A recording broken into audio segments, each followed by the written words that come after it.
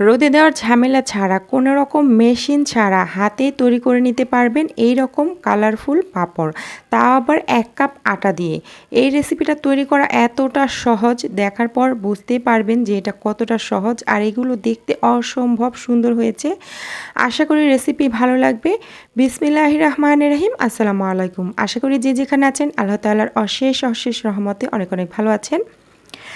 প্রথমে আমি নিয়ে নিলাম 1 কাপ আটা এবং এর মধ্যে দিয়ে দিচ্ছি স্বাদমতো লবণ। এখন এর মধ্যে অল্প অল্প পানি দিয়ে আমি একটা ব্যাটার তৈরি করে নেব। এটা খুব বেশি পাতলা অথবা খুব বেশি ঘন হবে না।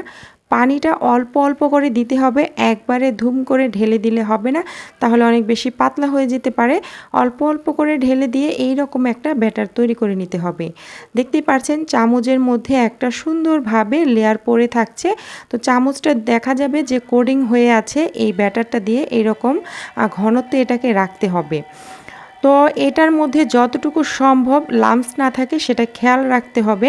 এরপর আমি এগুলোকে 3টা বাটির মধ্যে আলাদা করে নিয়েছি। আমি এখানে কালার মিক্স করব তাই। তো আপনারা চাইলে 1 কালার সাদাও বানাতে পারেন, কালারটা যদি দিতে না চান। আর আমি এখানে 3 রকমের কালার তৈরি করছি, একটা সাদা, একটা দিয়েছি অরেঞ্জ ফুড কালার, আর একটা দিয়ে দিচ্ছি red colour, red food colour ব্যবহার করেছি। দিয়ে খুব ভালোভাবে এটাকে মিশিয়ে নিচ্ছি। আর মিশিয়ে নেওয়ার পর এটা কিন্তু তৈরি। এখন আমি পাঁপড় তৈরি করার জন্য এইরকম যে প্লাস্টিকের ঢাকনাগুলো আছে বয়মের, এটার মধ্যে সামান্য একটু তেল মেখে নিয়েছি আগে থেকে। এর মধ্যে অল্প কিছুটা দিয়ে এভাবে করে একটু ঘুরিয়ে নিলে কিন্তু সুন্দরভাবে ছড়িয়ে পড়ে। তো এটা দেখতে পাচ্ছেন খুবই সহজ। আমি 1 কালার করে তৈরি করেছি একটার মধ্যে। তো একইভাবে আমি 3টা কালারই দিয়ে দিচ্ছি আপনাদের বোঝানোর সুবিধার্থে। তো অবশ্যই বাটির যে ঢাকনাটা, মানে বয়মের ঢাকনাটা, এটার মধ্যে একটু তেল মেখে নেবেন, এতে করে এই পাঁপড়গুলো তুলতে সুবিধা হবে। এরপর আমি এটাকে কালারফুল করার জন্য একসাথে 3টা কালার দিয়ে দিচ্ছি। প্রথমে সাদাটা দিয়ে দিলাম, তারপরে অরেঞ্জ, তারপরে রেড দিয়ে এভাবে একটু মিশিয়ে নিলে, ঘুরিয়ে নিলেই হয়ে যায়। দেখতে পাচ্ছেন মাশাআল্লাহ কতটা সুন্দর হয়েছে। এটা খুবই ইজি। আর এই বাটির ঢাকনার মধ্যে দেওয়ার কারণে সবগুলো চিপস বা পাঁপড় একই সাইজের হবে।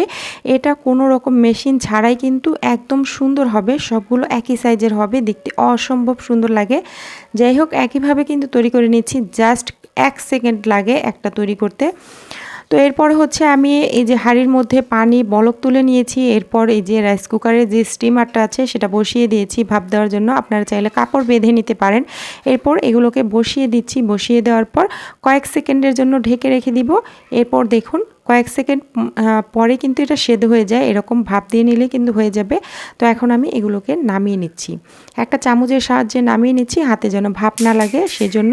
তো একইভাবে আমি বাকিগুলোকেও দিয়ে এভাবে করে ভাপ দিয়ে নিব। আর এটা নামানোর পর আমি উঠিয়ে দেখাচ্ছি এটা কতটা পারফেক্ট হয়েছে। মানে খুবই খুবই সহজ, এর থেকে সহজ আর হয় না পাঁপড়। মানে চালের গুঁড়া ছাড়া, চাল বাটার ঝামেলা ছাড়া, শুধুমাত্র আটা অথবা ময়দা দিয়ে, আপনারা আটা দিয়েও করতে পারেন, ময়দা দিয়েও করতে পারেন, কোনো সমস্যা নেই। তো এরপর আমি যে উঠিয়ে নিচ্ছি, সবগুলো একইভাবে তুলে নিচ্ছি। তুলে নেওয়ার পর একটা ট্রের মধ্যে হালকা একটু তেল মেখে তারপরে এগুলোর মধ্যে রেখে দিচ্ছি। তো এগুলো চাইলে আপনারা ফ্যানের বাতাসেই শুকিয়ে নিতে পারেন, কোনো রকম রৌদ্রে দেওয়ার দরকার নেই। ফ্যানের বাতাসে কয়েক ঘন্টার মধ্যেই শুকিয়ে যায়। আর এই ঢাকনা থেকে কত সুন্দরভাবে উঠে আসছে দেখতে পাচ্ছেন। তো এই কালারফুল যেগুলো, এগুলো কিন্তু অনেক অনেক সুন্দর হয়েছে। পরবর্তীতে বেশিরভাগই আমি এরকম কালারফুল করে তৈরি করেছি, কয়েকটা কালার মিক্স করে। তো যাই হোক, একে একে সবগুলো তৈরি করে নিচ্ছি আর এইভাবে করে আমি ট্রের মধ্যে ছড়িয়ে দিচ্ছি। তো এরপরে হচ্ছে ফ্যানের বাতাসে এগুলোকে শুকিয়ে নিয়েছি। আর হ্যাঁ, এটাকে সারা বছর সংরক্ষণ করে রাখতে পারেন। তার জন্য অবশ্যই এটাকে আপনাদের রোদ্রে দিতে হবে, কড়া রোদ্রে কমপক্ষে 1-2 ঘন্টা শুকিয়ে নিতে হবে। এরপর সারা বছরের জন্য এয়ারটাইট বক্সে ভরে রেখে দিতে পারেন, যখন ইচ্ছা তখন এগুলোকে তেলে ভেজে খাওয়া যাবে। তো আমি আপনাদেরকে ভেজে দেখাচ্ছি এটা কতটা পারফেক্ট হয়েছে। তেল ভালো করে গরম করে তারপরে এগুলোকে দিতে হবে, দেওয়ার সাথে সাথেই কিন্তু হয়ে যাচ্ছে এগুলো। মাশাআল্লাহ মাশাআল্লাহ মাশাআল্লাহ, এগুলো কিন্তু অসম্ভব সুন্দর হয়েছে। দেখতে পাচ্ছেন ভাজার সময় এত ভালো লাগে, মনে হয় যেন সবগুলো ভেজে ফেলি, এরকম অবস্থা। তো আপনারা বাসায় একবার হলো ট্রাই করে দেখবেন। আর ট্রাই করার পর চুপটি করে বসে থাকবেন না, অবশ্যই কমেন্টে জানাবেন যে আপনাদেরটা কেমন হয়েছে। আর এই রেসিপিটা যদি একটু হলেও ভালো লেগে থাকে লাইক কমেন্ট শেয়ার করতে ভুলবেন না। এই রকম সহজ রেসিপি পেতে চ্যানেলটিকে সাবস্ক্রাইব করে নিয়মিত পাশে থাকবেন। আর যারা ফেসবুক পেজ থেকে দেখছেন তারা অবশ্যই পেজটাকে ফলো দিয়ে রাখবেন। এর আগে আমি কিন্তু আতপ চালের পাঁপড় তৈরি করেছিলাম, সেটা একটা ভেজে দেখাচ্ছি। এটাও কিন্তু মাশাআল্লাহ অনেক সুন্দর হয়েছে, একদম পারফেক্ট একটা রেসিপি। আর এটা ভাজার পর সামান্য একটু চাট মশলা ছড়িয়ে দিয়ে তারপর খেতে পারেন, অথবা এমনিতেই খাওয়া যাবে। অসম্ভব মজার, ভেঙে দেখাচ্ছি কতটা ক্রিস্পি হয়েছে।